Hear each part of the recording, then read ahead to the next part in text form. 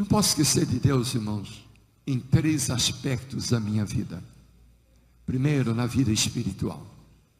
Aos 4 anos de idade, meu pai era um bêbado, alcoólatra inveterado. Ainda lembro dos garrafões de cachaça de 5 litros que meu pai tinha em casa. Ele bebia no bar, para variar, bebia em casa. Quantas vezes papai chegava bêbado em casa, quebrando tudo, derrubando tudo. Mamãe se trancava no quarto com os filhos. E ele ficava chutando a porta e gritando: abre a porta, Mariquinha. Mariquinha era o nome da minha mãe. Minha mãe dizia: eu não abro não. Vá curar sua bebedeira, longe do meu portão. Era mais ou menos assim. Um dia papai gritou tanto, chutou tanto a porta, que a mamãe resolveu abrir. Só que eram aquelas casas antigas que tinham uma tranca atrás da porta.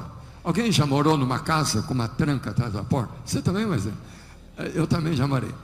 Mamãe abriu a porta e ficou segurando a tranca aqui na mão. Quando o papai entrou no quarto, ela desceu a tranca aqui na nuca do meu pai, empacotou. E foi avisar a polícia.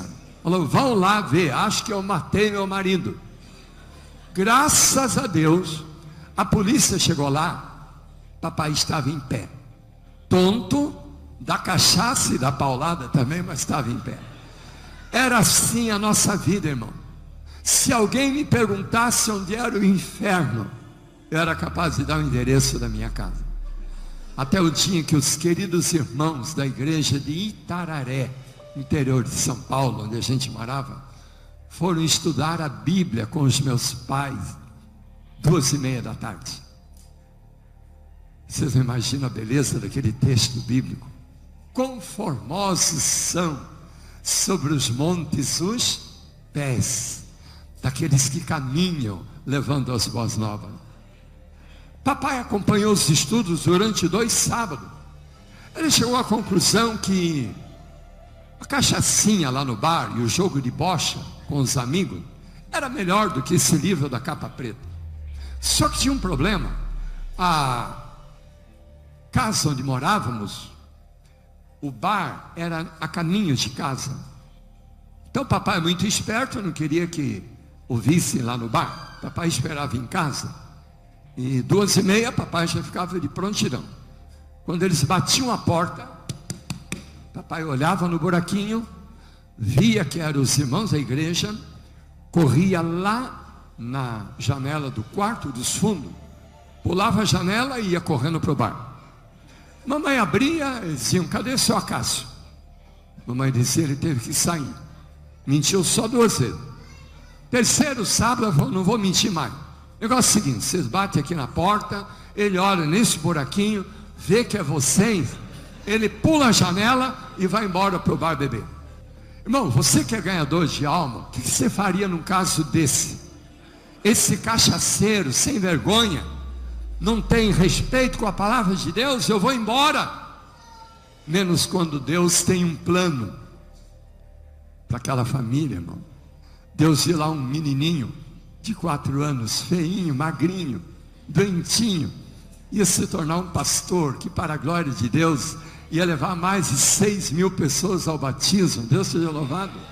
Sabe o que os irmãos fizeram no outro sábado? Bateram a porta, viram que papai olhou e saiu, eles também saíram, foram lá na janela dos fundos.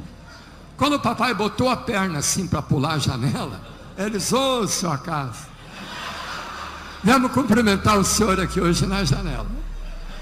Papai falou: esses crentes não tem jeito, vamos estudar a Bíblia, depois eu vou beber minha cachaça.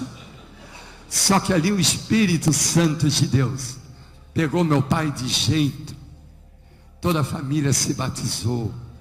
Hoje eu estou aqui para a glória de Deus. Irmãos, eu não posso esquecer desse Deus que me trouxe a luz, a verdade, a salvação. Quantos aqui estão na igreja porque alguém pregou para você ou para os seus pais? Quantos aqui estão na igreja? A maior parte da igreja, até o nosso pastor. Queridos, não deixe de pregar esse evangelho. Leve um folheto, um curso bíblico, um DVD, um convite para alguém vir para a igreja. Estude a Bíblia com alguém. Você estará demonstrando que não esqueceu de Deus na vida espiritual que você tem e que outros precisam ter também. Não te esqueça do Senhor. A questão da saúde. Se há alguém aqui, irmãos, que não pode esquecer dos milagres de Deus, é esse tal de Aldrovando. Eu sofria de uma doença chamada simioto, popularmente chamada míngua. Já ouviu falar, Moisés? Eu tinha o bracinho da grossura de um dedo, magrinho, muito feinho, não mudou quase nada, né? Oh glória! Mas pelo menos hoje eu posso caminhar, posso falar. Irmãos, ainda me lembro, aquele tempo, mamãe estava vindo do catolicismo, era costume acender uma vela, quando a criança ia morrer, para não ir para o purgatório, não ir para o limbo. Quantas vezes mamãe acendia uma vela, punha na minha mão, a vela apagava e eu ficava. No outro dia, outra crise, acende outra vela, põe na outra mão, vê se morre de uma vez. E a vela apagava e eu ficava. Ainda me lembro, irmão, minha mãe me levando lá na beira de um rio, me colocando de joelhos, aquele monte de ossos secos. Mamãe abriu o Salmo 91. Eu lembro que ela apertava a Bíblia na minha cabeça, orando em voz alta o Salmo 91, pedindo para Deus me curar. E Deus me curou, irmãos. Eu não posso esquecer desse Deus. Com 9 anos de idade, fui levado para fazer uma cirurgia das amígdalas, baberagem dos médicos lá em Cascavel. Fiquei morto em cima da mesa. Colocaram os tubos de oxigênio, não funcionou mais. O médico saiu no corredor, falou para minha mãe: a senhora sabe rezar? Eu disse: eu sei orar, doutor. Faça alguma coisa, porque o menino está muito mal. Não estava mal não, o menino já estava morto. Mamãe enjoelhou no corredor do hospital, clamou por um milagre. Dois minutos depois, irmão, os médicos voltaram, fizeram positivo para minha mãe. Não sabia como. A hemorragia parou, a respiração normalizou. Daria 20 minutos foi para o quarto, no outro dia foi para casa, e hoje eu estou aqui para a glória de Deus. Eu não posso esquecer desse Deus, irmão. Eu não posso esquecer de Deus, irmão. Outro aspecto da minha vida, sabe qual? Na minha vida material, financeira. Irmãos queridos, eu acho que cada um tem um pedaço, uma etapa da sua vida. Quando eu tinha eu morei na roça até 16 anos de idade. Papai tinha 10 alqueires de terra em Cascavel. Hoje é um dos bairros nobres de Cascavel, onde eram as terras de meu pai. Eu estaria milionário se tivesse até hoje. Aquele tempo o banco tomava as terras de quem não pagava a conta. Hoje não toma mais.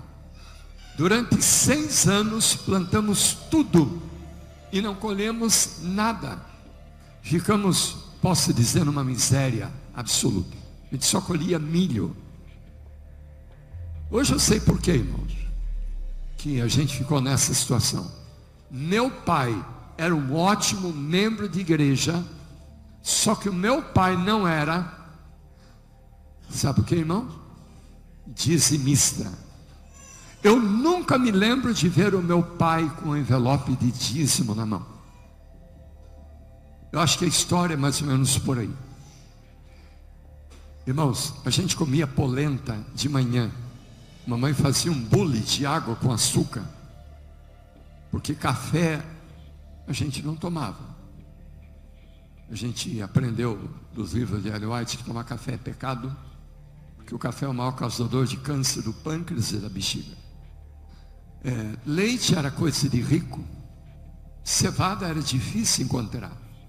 Então mamãe fazia um bule bem grande de água com açúcar para a gente engolir aquela polenta assada na chapa. Meio-dia era virado de feijão com farinha, e é outro bule de água com açúcar. À noite era um prato que a gente criança brincava de dizer que era um prato francês chamado já te revi. Já te vi de manhã, já te vi no almoço. Entendeu, irmão? Era o resto, e ó, restinho do que havia comido, pouca coisa para não criar a barriga. De vez em quando, papai passava no açougue que fabricava linguiça de gado. Ele levava uma carroça de lenha para vender. Ele fazia uma extravagância, irmão. Ele comprava um pedação de linguiça de gado desse tamanho assim, ó. Éramos em 8 filhos. Mamãe cortava no meio, de novo no meio, outra vez no meio e mais uma vez no meio. Fritava bem, dava um pedacinho para cada um. Eu lembro, irmãos, que a gente tinha aquele pedacinho de linguiça frita no prato. Doutor Cícero, naquele tempo não era vegetariano, né? Então passava a linguicinha frita para cá, de olho, e comia uma colheradona de feijão com farinha. Passava a linguicinha frita para cá, e outra colheradona de feijão com farinha. Por último, como se fosse uma fruta do paraíso, a gente colocava aquele pedacinho de linguiça frita na boca e mastigava, nham, nham, nham, dizendo, oh glória. Era uma emoção indescritível, irmão. Dificilmente eu levava um lanche para a escola. Eu tinha um colega que ele sempre levava uma banana para ele. De vez em quando ele levava uma para mim também. De vez em quando. 2, 3 vezes por mês. A maior parte das vezes chegava na hora do recreio, eu falava para ele, fulano, você trouxe a banana? Ele, A minha também? Só a tua? Só. Você vai me dar um pedaço? Você vai comê-la sozinho. Eu dizia, então me dá a casca. Eu estou de regime. Tenho que comer fibra para emagrecer. Irmãos, ele descascava aquela banana assim com tanta maestria. Sabe aquela banana linda sendo descascada? Aí ele pegava a casca, eu olhava, não tinha ninguém me olhando, botava a mão para trás assim, ia lá atrás da escola e comia a casca da banana. Sabe por que eu estou contando essa história? A árvore que perde suas raízes, ela seca. Eu não posso esquecer de onde eu vim, para cultivar sempre meu espírito de gratidão a Deus. Você não pode esquecer de Deus, que deu a você tudo que você tem. Eu não posso esquecer desse Deus, irmão.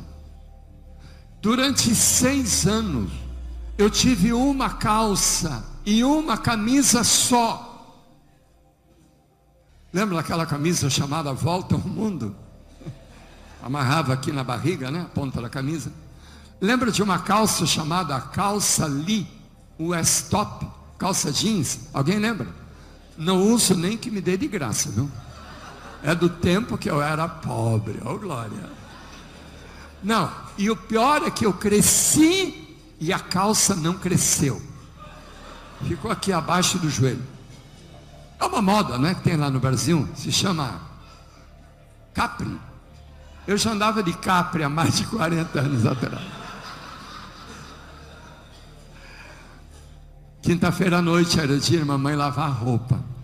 Os 8 filhos, a gente deitava debaixo da coberta, uma cama só para 8 filhos.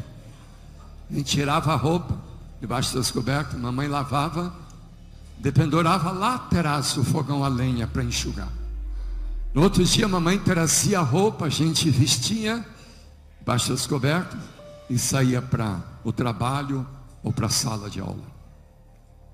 Sala de aula, irmão. Dá vontade de chorar quando eu lembro. Quantas vezes cantaram para mim aquela música da praça? Lembra da música da praça? Lá, lá, lá, lá, lá, lá, lá, lá, lá. Só que cantavam com uma letra especial para mim. A mesma calça, mesma camisa, porque ele não tem outra roupa para vestir. Irmãos, eu chorava na sala de aula, eu molhava a carteira. Eu sabia que era para mim que estavam cantando. Mas eu dizia, eu quero ser fiel a Deus. Um dia Deus vai me dar roupa bonita para vestir.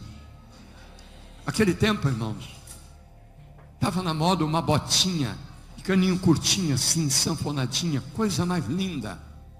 Eu andava descalço, 16 para 17 anos, já começa a olhar as garotas bonitas da igreja.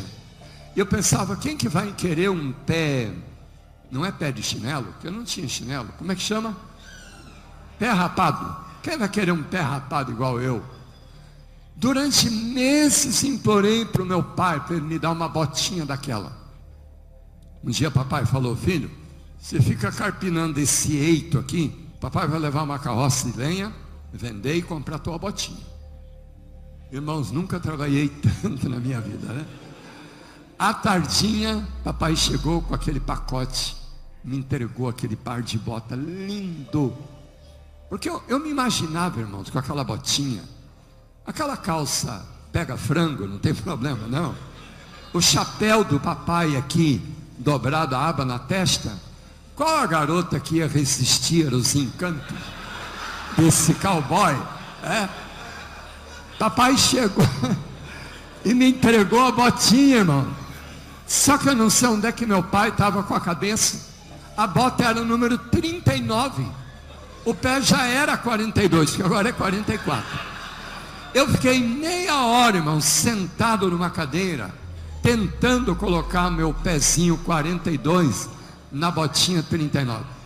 Eu tinha vontade de cortar fora o dedão do pé, ou farquejar o calcanhar um pouquinho, para caber naquela bota, irmão. Depois de meia hora chorando, o papai falou, não adianta, meu filho, entrega para o seu cunhado. Naquele tempo não aceitavam troca, e morava longe da cidade. Papai disse, entrega para o seu cunhado. Que raiva. Meu cunhado tinha o pé pequeno, para ele serviu. Papai falou, outro dia eu levo uma carroça de lenha e trago outro par de bota para você. Nunca mais papai me trouxe outro par de bota. Nunca mais. Não tem problema, irmão, porque Deus me deu, e eu pude dar para o meu pai muitos pares de bota e de sapato. Com 18 anos mudamos para Curitiba. Meu primeiro emprego, um salário mínimo. Não me pergunte como, irmão, mas papai, mamãe, e agora éramos 9 filhos, papai, mamãe e 8 irmãos meus desempregados, só eu trabalhando. Mamãe pagava o aluguel da casa, o armazém da esquina, o leiteiro, o padeiro, a conta de água, a conta de luz. Lá pelo dia 15, o meu chefe, que ganhava muito mais que eu, falava assim, Araújo, você tem 10 pila para me emprestar aí? Eu dizia, tem sim, senhor. Eu não sei explicar isso como, irmão, mas acontecia. Agora, uma coisa, irmãos, que nunca, jamais eu vou esquecer. Lá no trabalho, era uma gráfica na Silva Jardim, em Curitiba. Eu tinha minha Bíblia. Às vezes acabava o serviço, eu sentava num cantinho e ia ler a Bíblia. Dentro da Bíblia, irmãos, eu tinha o meu envelope do Santo Dízimo, porque eu recebia o salário, guardava aqui no envelope, guardava na minha Bíblia, porque eu estudava à noite, e aí sábado levava para a igreja. Lembro como se fosse hoje. Uma segunda-feira, recebi o salário, separei o Santo Dízimo e coloquei aqui na minha Bíblia, no envelope. Quarta-feira à tarde, estava tomando aquele lanche da tarde.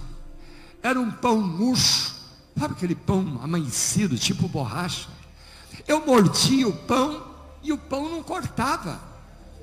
Eu fui me irritando, irmãos. Uma hora eu peguei com força, mordi assim, puxei com força, escutei um barulhinho. Coloquei aqui na palma da mão os pedaços desse dente bem grande, a presa. Olhei no espelho, tinha uma janela, um buraco. Primeiro pensamento que me veio à mente: Senhor, como é que eu vou à igreja sábado? Já sou bonita do jeito que sou, e ainda sem dente. Falei: Senhor, não leva a mal não, eu vou arrumar o dente. Só que o dinheiro que eu tenho é aquele. O senhor não leva a mal, só uma vezinha, tá bom, Senhor? Telefonei para o dentista, marquei para sexta-feira, 4 da tarde. Dentista da igreja central de Curitiba, doutor Eugênio Chagas Lima. 3:30 da tarde, irmãos, eu bati o ponto, tirei o avental, coloquei minha roupa. Quando eu fiz assim, bem assim, para roubar o santo dízimo, eu ouvi claramente uma voz dizendo: não faça isso, filho. Eu parei, irmãos, assustado. E a voz continuou: você quer a minha bênção? Eu falei: quero. Então, filho, não roube o que é sagrado, porque eu não posso abençoar quem rouba o que é sagrado. Irmãos, tremendo, fechei a Bíblia, fui embora para casa, não fui ao dentista. E no sábado fui à igreja, sentei lá atrás, lá no cantinho, no último banco, e fiquei lá escondidinho para ninguém me ver. Que emoção quando os diáconos passaram recolhendo dízimos e oferta. Eu coloquei o meu envelope com o santo dízimo do Senhor. Uma enorme paz inundou meu coração. Quando ia terminando o culto, ia cantar o último hino, eu levantei para ir embora, para ninguém me ver com aquele dente falhando, aquele sorriso horrível. Só que deu vontade de ir ao banheiro da igreja. No corredor lateral da antiga igreja central, alguns aqui conheceram, né? Igreja Central de Curitiba, alguém conheceu? Então, você conheceu, né, pastor? No corredor, indo ao banheiro, sabe quem eu encontrei? O dentista, doutor Eugênio Chagas Lima. Ele: Aldrovando, tudo bem? E eu: